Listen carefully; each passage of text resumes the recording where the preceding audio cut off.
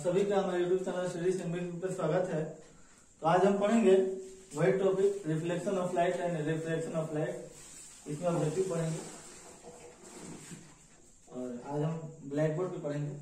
तो अपनी प्रतिक्रिया दीजिएगा कि आपको किस पे ज्यादा अच्छा समझ में आ रहा है, ज्यादा दिखाई दे रहा है, ये अपना रिस्पॉन्स जरूर दीजिएगा। पहला क्वेश्चन करें, उत्तल लेंस की क्षमता जो होती है वो क्या होता है। तो उत्तल लेंस के बारे में समझ लीजिए जाए। उत्तल लेंस क्या होता है?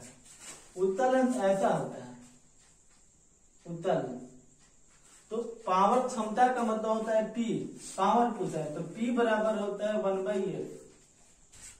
P बराबर 1/f होता है किसी लेंस की फोकस दूरी, उसके फोकस दूरी के पावर जो क्षमता होता है, किसी लेंस का क्षमता जो होता है फोकस दूरी का इनवर्स होता है, व्युत्क्रम होता है। यानी फोकस दूरी बढ़ाएंगे तो पावर घटेगा, फोकस दूरी घटाएंगे तो पावर बढ़ेगा। 1/f होता है। और ये जो ये उत्तल लेंस होता है, इसका फोकस दूरी होता है वो धनात्मक होता है उत्तल लेंस का, और अवतल लेंस का जो होता है वो ऋणात्मक होता है। अब जाके समझिएगा, अगर f ऋणात्मक होगा तो p ऋणात्मक होगा, f धनात्मक होगा तो p भी धनात्मक होगा। समझिएगा कि किसी उत्तल लेंस की क्षमता जो होती है क्या होती है। तो आप समझे उत्तल लेंस का फोकस धनात्मक होगा तो क्षमता धनात्मक होगा, यानी ऑप्शन नंबर ये हो जाएगा कि उत्तल लेंस की क्षमता क्या होती है, धनात्मक होता है। क्योंकि उत्तल लेंस का फोकस जो होता है वो फोकस होता है f, p बराबर 1/f फोकस दूरी होता है वो धनात्मक होता है। अवतल लेंस का जो होता है वो f जो होता है ऋणात्मक होता है। ये हो गया अवतल लेंस, और ये जो हो गया वो उत्तल लेंस हो गया, इसलिए इसका क्षमता जो होता है धनात्मक होता है। अवतल लेंस की क्षमता क्या होती है? अभी हमने बताया कि अवतल लेंस में फोकस होता है, फोकस दूरी ऋणात्मक होता है। फोकस दूरी कितना है, कितना है तो ऋणात्मक है, यानी कि इसका क्षमता ऋणात्मक होगा। तो अवतल लेंस की क्षमता जो होगा वो ऋणात्मक होता है। लेंस की क्षमता का मात्रक क्या होता है? तो लेंस की क्षमता का मात्रक होता है डायोप्टर। P बराबर 1/f, इसका मात्रक जो होता है यूनिट होता है, यूनिट जिसको कहते हैं, जिसको मात्रक और संख्या 2 होता है। आपने पढ़ा होगा unit and dimension 9th class में। तो उसमें पढ़ा जाता है कि एक बीमा होता है, जैसे लंबाई को कैसे मापेंगे, 2 3 4 कैसे मापेंगे, तो मीटर लगा देंगे। तो मीटर जो होता है वो बीमा होता है, ये होता है मात्रक होता है।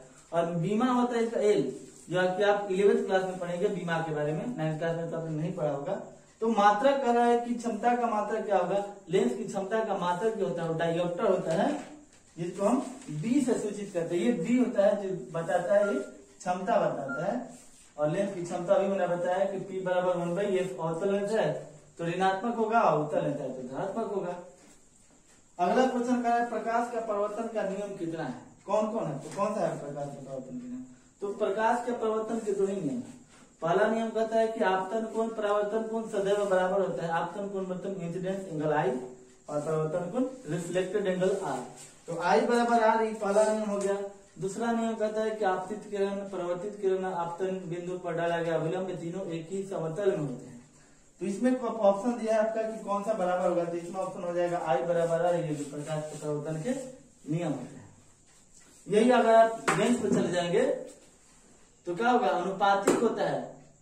आपतित ये जो होता है sin I by sin I बराबर एक नियतांक होता है, वो लेंस में हो जाता है। और ये कोण I बराबर R होगा, ये दर्पण में होता है। अगला क्वेश्चन कह रहा है कि दर्पण का दृष्टि क्षेत्र बड़ा होता है। तो दर्पण का मतलब हो गया, समझ लीजिएगा, ये आपका अवतल दर्पण हो गया। इसका क्षेत्र ऐसे है, इसका एक कम क्षेत्र है। इसको कहा जाता है अभिसारी दर्पण, क्योंकि ये प्रकाश को एक बिंदु पर केंद्रित कर देता है। अब उत्तल दर्पण पर समय इसको कहते हैं कॉन्वेक्स मिरर और उत्तल दर्पण। तो इसका एरिया बड़ा, देखिए यहाँ एरिया बड़ा हो गया। इसका काम होता है प्रकाश को फैला देता है, बहुत दूर तक फैला देता है। और इसमें प्रतिबिंब जो होता है ना वो बहुत छोटा आता है।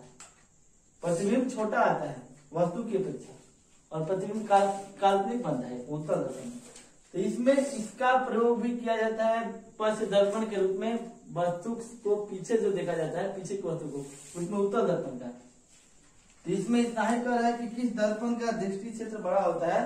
तो सब कह सकते हैं कि इसका क्षेत्र कम है, इसका क्षेत्र इतना बड़ा है। यानी कि उत्तल दर्पण का जो दृष्टि क्षेत्र होता है वो बड़ा होता है। इतना बड़ा होता है, इसलिए कहा जाता है इसका उपयोग। और इसमें प्रतिबिंब छोटा बनता है। अवतल दर्पण में वस्तु का प्रतिबिंब बड़ा बनता है, लेकिन उत्तल दर्पण में छोटा बनता है। इसलिए उत्तल दर्पण का उपस्थित दृश्य के रूप में भी, मतलब गाड़ी के साइड मिरर के रूप में भी प्रयोग किया जाता है। दो कारण होता है उसका, पहला कारण की इसका दृष्टि क्षेत्र बड़ा है, दूसरा कारण की प्रतिबिंब छोटा बनता है, तो बहुत सारे ऑब्जेक्ट का प्रतिबिंब बन सकता है उस पर। फिर अगले क्वेश्चन की तरफ बढ़ते हैं। क्वेश्चन की तरफ कि वाहन के उपस्थित दृश्य में किस दर्पण का प्रयोग होता है, तो इसमें उत्तल दर्पण का प्रयोग होता है। क्यों होता है? इस कारण से नहीं कि दर्पण बहुत बड़ा है, छोटा है तो इसका एरिया छोटा होगा।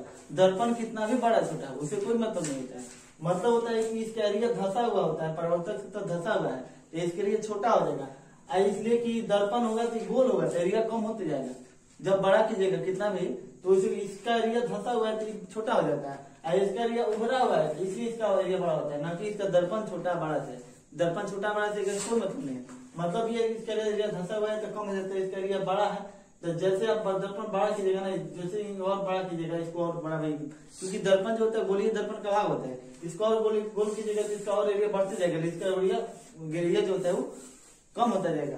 इसलिए इसका दर्पण, इस दर्पण का उपयोग पश्च दर्पण के रूप में किया जाता है, न कि दर्पण छोटा बड़ा है। ऐसा नहीं कि उत्तल दर्पण छोटा है, उत्तल पर बड़ा लेंगे तो उसमें उत्तल दर्पण का करेंगे, अवतल बड़ा हो जाएगा तो अवतल का करेंगे, ऐसा नहीं होता है।